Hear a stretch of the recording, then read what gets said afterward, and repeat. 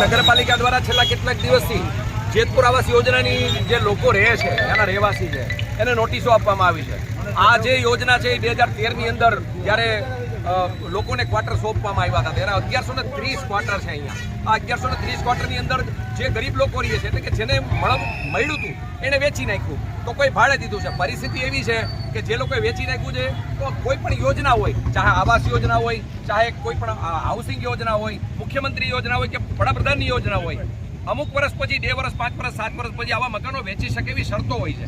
તો આજે 13 વર્ષ થઈ ગયા યોજના થઈ, 13 વર્ષથી આ મકાનો અહીંયા છે. હવે કદાચ કોઈ વેચી નાખ્યા હોય તો એને નોટિસો આપીને ખાલી કરાવવું, એ મકાનો કબજે કરીને બીજા કોઈને દેવા. મારે નગરપાલિકાને, ભારતીય જનતા પાર્ટીના જે મિત્રો સાંભળતા હોય, જે સુધરાઈ સભ્યો હોય, જે આ લોકોની ચિંતા કરવા નીકળ્યા છે, એવી વાતો કરતા હોય, એને એક વાત કરવી છે કે આ મકાન અહીંથી ખાલી કરાવવા પછી તમે કોને દેશો?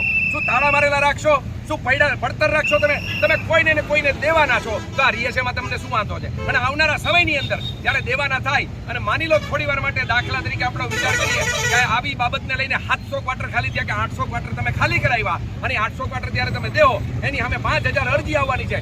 800 ક્વાર્ટર જ્યારે દેવામાં આવે ત્યારે તમારી પાસે છે કોઈ એવી સ્પષ્ટ નીતિ કે જેમાં ભ્રષ્ટાચાર નહીં થાય, એમાં લાગવગ નહીં થાય, એમાં વહીવટ નહીં થાય? તો કયો અમારે જોવું છે કઈ રીતે કરશો? એના પ્રાયોરિટીનું ધોરણ આપવાનું શું રહેશે?